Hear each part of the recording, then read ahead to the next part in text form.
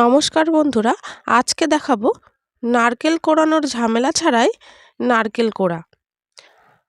শীতকাল মানেই আমাদের প্রত্যেকের বাড়িতে, বাঙালিদের প্রত্যেকের বাড়িতে কিন্তু পিঠে পুলির আয়োজন অবশ্যই হবে। কিন্তু নারকেল কোড়ানোর একটা ঝামেলা থেকেই যায়। কোড়ানি দিয়ে হয় কোড়ানিতে ধার থাকে না, না হলে কোড়ানি দিয়ে নারকেল কোড়াতে অনেকে পারেও না বা ইচ্ছাও করে না সব সময়। আমি আজকে দেখাবো একটা নতুন পদ্ধতিতে নারকেল কোড়ানো। কোনো ঝামেলা নেই, আর কষ্টও হবে না, আর খুব তাড়াতাড়ি এটা হয়েও যায়। প্রথমে আমি নারকেল নিয়ে নিলাম, নারকেলটা ফাটিয়ে নিলাম। ফাটিয়ে জলটা বার করে নিয়ে আমি এই টুকরোগুলোকে নিয়ে এবারে মাঝখানে একটু দা দিয়ে ঠোকা দিয়ে দিলাম। বড়রা এটা বলে কেন আমি জানি না, যাই হোক।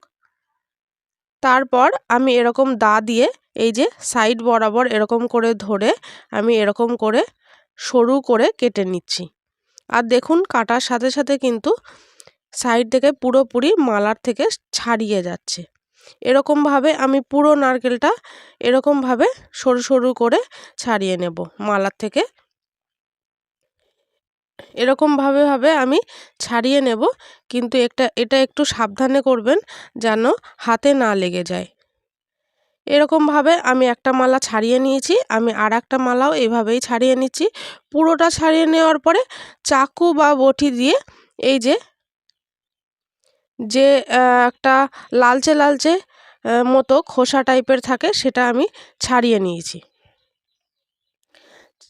ছাড়িয়ে নেওয়ার পর মিক্সির জারের ভেতরে আমি ছোট ছোট টুকরোগুলো এভাবে দিয়ে দিচ্ছি।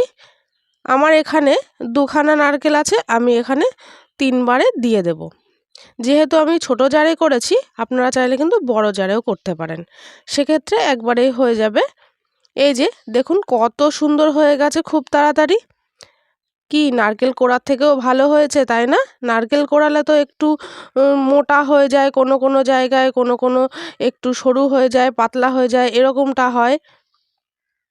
দেখুন কত সুন্দরভাবে কোড়ানো হয়েছে, একদম কিন্তু ছোট বড় নেই। এরকমভাবে খুব সহজে আপনারা নারকেল কুড়িয়ে নিতে পারেন, একদম ঝামেলা ছাড়াই। ভিডিওটা আপনাদের কেমন লাগলো অবশ্যই কিন্তু কমেন্ট করে জানাবেন। ভালো লাগলে সাবস্ক্রাইব করে আমার চ্যানেলটির পাশে থাকবেন। ধন্যবাদ।